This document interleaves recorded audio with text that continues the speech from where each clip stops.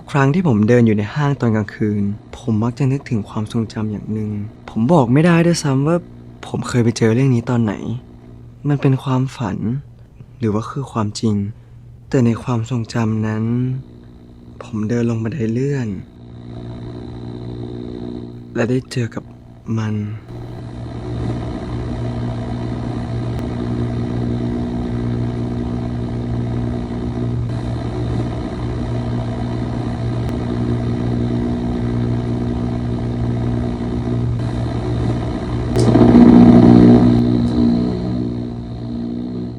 แต่เรื่องนี้มันเหมือนเพ้อฝันอย่างเงี้ยมันไม่น่ามีจริงหรอกนะ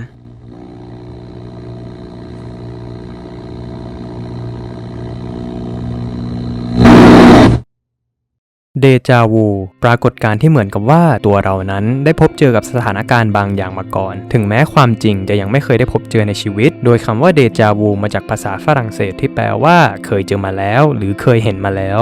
เดจาวูถูกกล่าวถึงครั้งแรกในหนังสือแป๊บนึงนะ L'avenir des sciences psychiques แต่งโดยเอมิล บัวรักนักปรัชญาและปรจิตวิทยาชาวฝรั่งเศสซึ่งในหนังสือเล่มนี้เอมิลได้เสนอว่าเดจาวูคือประสบการณ์ทางจิตที่สามารถเกิดขึ้นได้กับทุกคนเป็นหนึ่งในปรากฏการณ์เหนือธรรมชาติที่หาข้อเท็จจริงมาพิสูจน์ไม่ได้แต่คุณจะเอาอะไรกับหนังสือที่ถูกเขียนในศตวรรษที่19ล่ะไอปรากฏการณ์เจอเรื่องซ้ำๆเหมือนวนอยู่ในอ่างก็แทบไม่มีสื่อเรื่องไหนที่ทำให้รู้สึกอย่างนี้ได้มากไปกว่าซึซึมิยะฮารุฮิซีซั่น2ตอนสิงหาอลเวงแล้วล่ะครับもっとやる気を見せなさい団長を待たせるなんてあんた何様のつもりペナルティよペナルティちゃんと15分前に来たってのにสำหรับใครที่ตามดูเรื่องนี้แบบสัปดาห์ต่อสัปดาห์ในช่วงปี 2009 ถึง 2010 แล้วก็ผมเข้าใจความทรมานของพวกคุณดีเลยล่ะแต่สำหรับใครที่ไม่รู้จักเรื่องนี้ซึซึมิยะฮารุฮิคืออนิเมะที่ติดตามชีวิตของเด็กสาวมัธยมปลายผู้ชื่นชอบเรื่องลี้ลับสุดๆนามซึซึมิยะฮารุฮิเธอและเพื่อนๆในชมรมที่เธอก่อตั้งชื่อหน่วย SOS จะไปผจญภัยตามใจแม่คุณเพื่อไล่หาปรากฏการณ์ลึกลับต่างๆโดยหารู้ไม่ว่าสิ่งลี้ลับที่เธอต้องการตามหาน่ะมันอยู่ใกล้เพียงแค่ปลายจมูกเธอเท่านั้นเพราะเพื่อนๆใน SOS เป็นคนพิเศษกันหมดไม่ว่าจะเป็นยูกินางาโตะเอเลี่ยนไร้อารมณ์ที่ถูกส่งมายังโลกโดยกลุ่มข้อมูลมีความคิดอาซาฮินะมิคุรุนักท่องเวลาจากอนาคตผู้แสนขี้อายและโคอิซึมิอิซึกิเอสเปอร์สุดเท่ผู้เป็นสมาชิกขององค์กรลึกลับแห่งหนึ่งทั้ง3คนนี้มีเป้าหมายเดียวกันนั่นคือสอดส่องพฤติกรรมของฮารุฮิและทำตามใจแม่คุณทุกอย่างเพราะเธอน่ะเป็นพระเจ้าที่ไม่รู้ในบทบาทของตัวเองอะไรก็ตามที่ฮารุฮิอยากให้เกิดขึ้นมันก็จะเกิดขึ้นและเช่นเดียวกันหากเธอหงุดหงิดอารมณ์เสียสิ่งเลวร้ายที่เธอคิดก็อาจเกิดขึ้นได้ง่ายๆเหมือนกันเพราะเธอคลั่งไคล้ในสิ่งเหนือธรรมชาติคนพิเศษยังอยู่ใกล้ตัวเธอ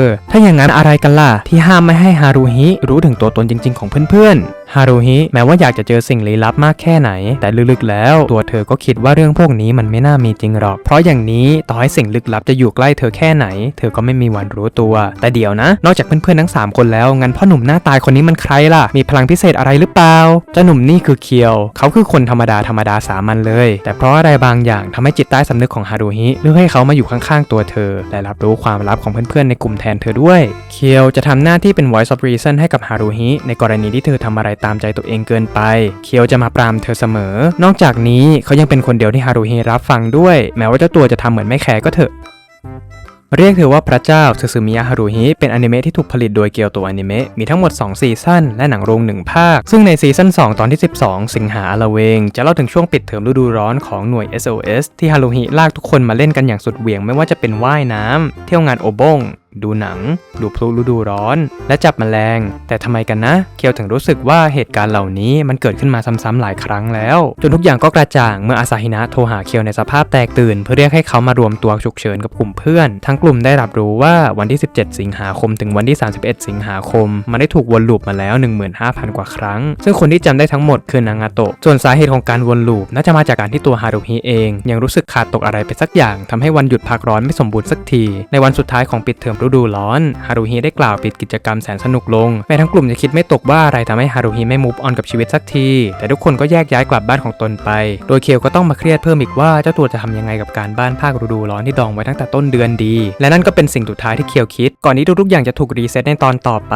ฮารุฮิชวนกลุ่มเพื่อนมาเล่นตลอดปิดเทอมเคียวรู้สึกเดจาวูหน่วย SOS มาปรึกษาปัญหาที่เจอถกว่าอะไรทำให้ฮารุฮิไม่พอใจทุกคนหาเหตุผลไม่ได้เลยแยกย้ายกลับและเคียวก็เครียดว่าจะทำยังไงกับการบ้านต่อ ก่อนที่ทุกๆอย่างจะถูกรีเซ็ตในตอนต่อไปฮารุฮิชวนเพื่อนมาเล่นเขียวรู้สึกเดจาวูชมรม SOS มาปรึกษาปัญหาที่เจอพร้อมถกว่าอะไรทำให้ฮารุฮิไม่พอใจหาเหตุผลไม่ได้ทุกคนเลยแยกย้ายกลับและปิดตอนด้วยเขียวเครียดว่าจะทำยังไงกับการบ้านที่ตัวเองดองไว้ดีก่อนที่ทุกๆอย่างจะถูกรีเซ็ตในตอนต่อไปฮารุฮิชวนเพื่อนมาเล่นเขียวรู้สึกเดจาวูชมรม SOS มาปรึกษาปัญหาที่เจอพร้อมถกว่าอะไรทำให้ฮารุฮิไม่พอใจหาเหตุผลไม่ได้ทุกคนเลยแยกย้ายกลับและปิดตอนด้วยเขียวเครียดว่าจะทำยังไงกับการบ้านที่ตัวเองดองไว้ดีก่อนที่ทุกๆอย่างจะถูกรีเซ็ตในตอนต่อไปฮารุฮิชวนเพื่อนมาเล่นเขียวรู้สึกเดจาวูชมรม SOS มาปรึกษาปัญหาที่เจอพร้อมถกว่าอะไรทำให้ฮารุฮิไม่พอใจหาเหตุผลไม่ได้ทุกคนเลยแยกย้ายกลับและปิดตอนด้วยเขียวเครียดว่าจะทำยังไงกับการบ้านที่ตัวเองดองไว้ดีก่อนที่ทุกอย่างจะถูกรีเซ็ตในตอนต่อไปฮารุฮิชวนเพื่อนมาเล่นเขียวรู้สึกเดจาวูชมรม SOS มาปรึกษาปัญหาที่เจอพร้อมถกว่าอะไรทำให้ฮารุฮิไม่พอใจหาเหตุผลไม่ได้ทุกคนเลยแยกย้ายกลับและปิดตอนด้วยเขียวเครียดว่าจะทำยังไงกับการบ้านที่ตัวเองดองไว้ดี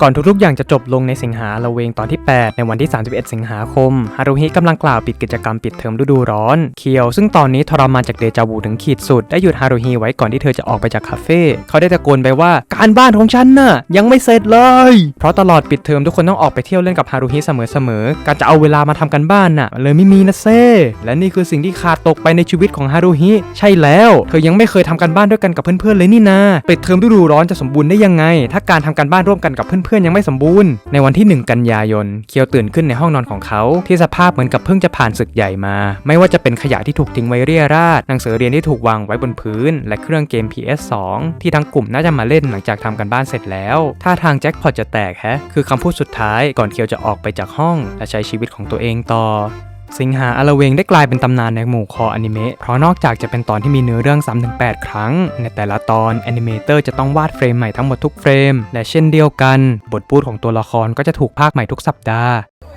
みくるちゃんあなたがやりたがってた金魚すくいもあるわよみくるちゃんあなたがやりたがってた金魚すくいもあるわよみくるちゃんあなたがやりたがってた金魚すくいがあるわよあみくるちゃんほらあなたがやりたがってた金魚すくいよみくるちゃんあなたがやりたがってた金魚すくいもあるわよ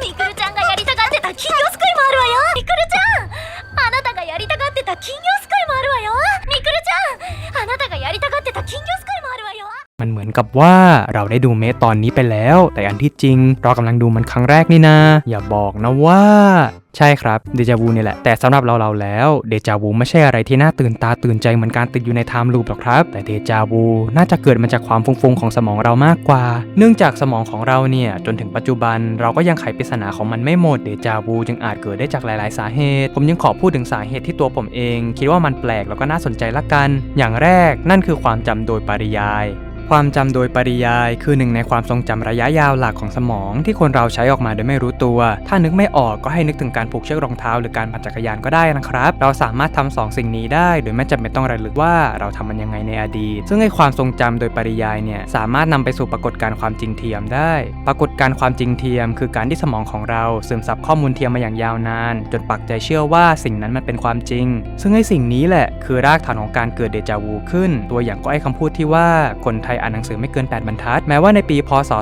2558 สำนักงานสถิติแห่งชาติจะเปิดเผยว่าคนไทยโดยเฉลี่ยแล้วอ่านหนังสือวันละประมาณ66 นาทีแต่เพราะการที่เราได้ซึมซับข้อมูลนี้มาอย่างยาวนานหลายๆคนจึงเชื่อว่าคนไทยอ่านหนังสือไม่เกิน8 บรรทัดยังเป็นความจริงอยู่เพราะฉะนั้นการที่เราทำอะไรซ้ำๆอยู่ในสถานการณ์ที่ใกล้เคียงกันบ่อยๆสมองเราก็จะจดจำแพทเทิร์นนั้นๆไว้เป็นความทรงจำโดยปริยายแม้เราจะไปอยู่ในพื้นที่อื่นแต่ถ้าสถานการณ์ที่เราอยู่มันดันมีแพทเทิร์นที่ใกล้เคียงกันสมองของเราก็อาจคุ้นชินและสร้างความรู้สึกเดจาวูขึ้นมากลายเป็นปรากฏการณ์ความจริงเทียมขึ้นในปีค.ศ. 2010 ดร. โอคอนเนอร์และคริส มอร์เลนนักจิตวิทยาด้านการรู้คิดได้ทำการวิจัยเรื่องความเกี่ยวเนื่องกันระหว่างความทรงจำโดยปริยายและอาการเดจาวูในบทความ Recognition without Identification Erroneous Familiarity and Deja Vu ซึ่งในการวิจัยนี้ทั้งสองจะทำการทดลองกับกลุ่มคน2 กลุ่มนั่นคือกลุ่มคนที่ได้รับการสะกดจิตให้ลืมหรือ PHA กับกลุ่มคนที่ได้รับการสะกดจิตให้คุ้นเคยหรือ PHF โดยทั้ง2 กลุ่มจะต้องมาเล่นเกมจราจรอัจฉริยะเกมพัซสำหรับเด็กที่ผู้เล่นจะต้องขยับสิ่งกีดขวางต่างๆเพื่อเปิดทางให้รถพยาบาลสามารถขับผ่านไปได้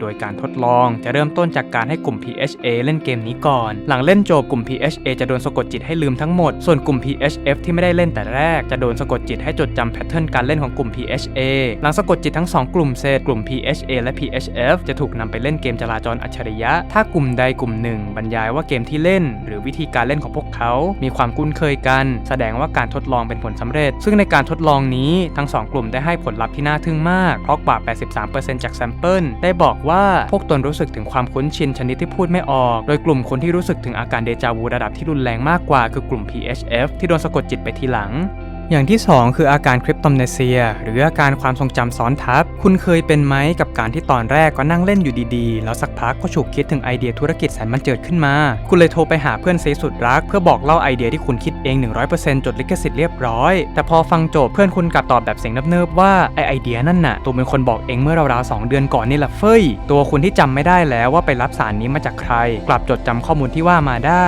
เพราะสมองของเราจะจดจำข้อมูลแบบจิ๊กซอว์ทุกครั้งที่คุณพยายามรำลึกความหลังสมองจะนำจิ๊กซอว์เหล่านี้มาต่อเป็นภาพแล้วส่งต่อข้อมูลมาให้เราโดยที่ข้อมูลนั้นจะไม่ตรงตามความจริงเป๊ะๆอาจมีการแต่งเติมลบออกหรือว่าเปลี่ยนแปลงไปเลยแล้วแต่ว่าสมองของเราตอนนั้นอยู่ในสภาวะไหนในตอนเด็กๆเราเคยมาเที่ยวเขาใหญ่แต่พอเวลาผ่านไปสักพักเราก็พบเจอกับเหตุการณ์อะไรสักอย่างที่ทำให้ลืมไปว่าเคยมาที่นี่ด้วยเมื่อโตขึ้นมีโอกาสได้ไปเที่ยวที่เขาใหญ่อีกครั้งแต่พอมาถึงข้อมูลเก่าก็รื้อฟื้นแต่ไม่ทั้งหมดสิ่งที่เหลือไว้คือความรู้สึกคุ้นๆหรือก็คือเดจาวูนั่นเองซึ่งไออาการคริปโตมเนเซียนี่ก็เกิดได้จากหลายสาเหตุมันอาจเกิดจากการที่ตัวเราพบเจอกับความเครียดหรือสิ่งเลวร้ายที่รุนแรงมากๆทำให้ตัวเราเลือกที่จะลืมความทรงจำบางอย่างไปในบางเคสคริปโตมเนเซียก็อาจเกิดมาจากเนื้องอกในสมองด้วยในปีคศ 1952 นักสะกดจิตสมัครเล่นมอร์รีเบิร์นสไตน์ได้ทำการสะกดจิตแม่บ้านสาวเวอร์จิเนียทีชให้มองลึกย้อนกลับไปในอดีตของตนโดยผ่านช่วงวัยสาววัยรุ่นวัยเด็กและไปไกลยิ่งกว่านั้นไปจนถึงชาติก่อนของเธอซึ่งชาติก่อนของทีชคือสาวชาวไอริชนามไบรดี้เมอร์ฟี่เธอเกิดในปีคศ 1798 เป็นบุตรสาวของทนายนามดันแคนเมอร์ฟี่และเคทลินภรรยาเมื่อเมอร์ฟี่อายุได้17 ปีเธอก็ได้แต่งงานกับทนายนามชอนไบรอันแมคคาร์ธีก่อนที่จะเสียชีวิตในปีคศ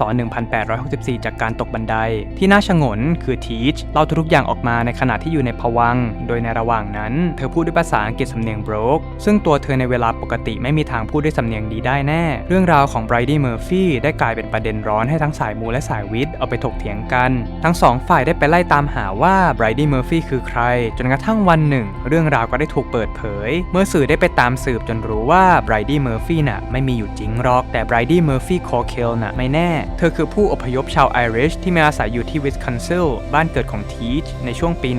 1908 แถมบ้านของเธอยังอยู่แค่ตรงข้ามบ้านของครอบครัวทีชอีกต่างหากมันจึงมีความเป็นไปได้ว่าการระลึกชาติของทีชจริงๆแล้วจะเป็นอาการคริปโตมเนเซียที่เกิดจากการเอาความทรงจำในวัยเด็กมาประติดประต่อกันและลบเรื่องนิ่งทิ้งไปเลยอย่างที่3คือความฝันเดจาวูกับความฝันมันมีความเกี่ยวข้องกันอย่างประหลาดมีหลายครั้งที่คนเรานำเหตุการณ์ที่เกิดขึ้นในแต่ละวันมาฉายซ้ำตอนนอนอย่างตัวผมเองก็เคยฝันว่าผมกำลังเดินทางไปที่ทำงานโดยตอนนั้นผมได้ขึ้นทางด่วนไปบางนาและเจอรถเต่าสีเขียวอ่อนขับผ่านผมไป1 คันซึ่งให้ดีเทลเรื่องนี้มันเกิดขึ้นเมื่อเช้าที่ผมเร่งรีบขับรถไปให้ถึงออฟฟิศตัวผมในฝันแม้จะไม่รู้ว่าสิ่งนี้คือการรีรันความทรงจำในช่วงตอนเช้าแต่ผมก็รู้สึกได้ว่ามันคุ้นๆไปหมดเหมือนเคยเจอมาแล้วในทางกลับกันความฝันก็อาจทำให้เราเกิดอาการเดจาวูขึ้นมาได้ในโลกจริงในฝันอะไรๆก็เกิดขึ้นได้มีเรื่องราวนับร้อยนับพันที่พวกเราคิดขึ้นมาเป็นตุเป็นตะแน่นอนแหละว่าใน1 ล้านเรื่องมันก็ต้องมีฝันเรื่องหนึ่งที่เราจำมันได้แม่นยิ่งถ้าฝันนั้นเกี่ยวข้องกับในชีวิตประจำวันเมื่อกิจกรรมของวันเกิดขึ้นเราอาจรู้สึกเดจาวูได้ว่าเคยทำกิจกรรมนี้ยังไงผ่านมันมาด้วยวิธีไหนโดยเอาความฝันมาเป็น reference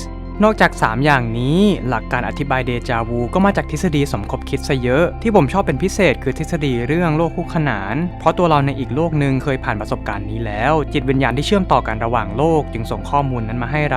าการเดจาวูจึงเกิดขึ้นซึ่งในทฤษฎีนี้ก็มีทฤษฎีเสริมอย่างแมนเดลาเอฟเฟกต์มาเกี่ยวข้องด้วยคุณพอจำได้ไหมว่าตะลุงในเกมเศรษฐีโมโนโพลีเขาใส่แว่นตาหรือว่าไม่ใส่แล้วปิกาจูล่ะที่ปลายหางของน้องมีแถบสีดำหรือเปล่างั้นในหนัง Star Wars ภาคที่ 5 Empire Strikes Back ตอนที่เวเดอร์เปิดเผยความจริงกับลุคเขาพูดว่า Luke I am your father หรือว่า No I am your father ก่อนผมเฉลยถ้าคุณเกิดอาการถกเถียงในใจก็ให้รู้ไว้ว่าสิ่งนี้แหละคือ Mandela Effect Mandela Effect คือปรากฏการณ์ที่ผู้คนจำนวนมากมีความเชื่อหรือความทรงจำที่ตรงกันเกี่ยวกับเหตุการณ์หรือเรื่องบางอย่างที่แตกต่างจากความเป็นจริงโดยปรากฏการณ์นี้มีที่มาจากเหตุการณ์การรายงานการเสียชีวิตของเนลสันแมนเดลาประธานาธิบดีของประเทศแอฟริกาใต้ในปีคศ 2013 ซึ่งเมื่อข่าวได้ถูกประกาศออกไปก็มีหลายคนสงสัยว่าท่านประธานาธิบดีเสียชีวิตตอนถูกคุมขังในช่วงปี 80 ไม่ใช่หรอมีบางกลุ่มยืนยันอย่างหนักแน่นเลยด้วยว่าเจ้าตัวได้ดูข่าวงานศพของเนลสันในตอนนั้นด้วยซ้ำความเหลื่อมล้ำในความทรงจำจึงกลายเป็นข้อ อถกประเด็นเรื่องมิติคู่ขนานและอาการเดจาวูก็ถูกนับเป็นข้อสังเกตอีกอย่างในทฤษฎีนี้ด้วยตัวอย่าง 3 ตัวที่ผมพูดไว้ในตอนแรกก็เป็นเพียงแค่ส่วนหนึ่งของปรากฏการณ์นี้ถ้าจะให้เฉลยแล้วก็ลุงหนวดเกมเศรษฐีไม่ได้ใส่แว่นปลายหางปิกาจูไม่มีแถบดำและเวเดอร์พูดว่า No, I am your father. แต่ไม่ว่าเดจาวูจะเป็นอะไรจะเป็นความเดือของสมองหรือเป็นพรูฟของจักรวาลคู่ขนานมัลติเวิร์สมาร์เวลดีซีมันก็ถือเป็นความน่าชงนในชีวิตมนุษย์ที่ไม่ว่าจะพูดถึงกี่ครั้งก็น่าสนุกอยู่เสมอมันเป็นเสมือนขุมทรัพย์ที่เหล่าโจรสลัดเฝ้าตามหามันคือดันเจียนที่ต้องการนักผจญภัยไปสำรวจและมันคือปริศนาที่มนุษย์ต้องการพิชิตในวันใดวันหนึ่งผมว่าแต่ละคนเองก็มีทฤษฎีหรือประสบการณ์เฉพาะตัวเรื่องเดจาวูด้วยเหมือนกันเชิญมาเล่ากันในเม้นต์ได้เลยนะเราอยากอ่านมากๆส่วนสิงหาอลเวงขอดูแค่ครั้งเดียวในชีวิตก็พอแล้วล่ะโทรหาแล้วค่ะโทรหา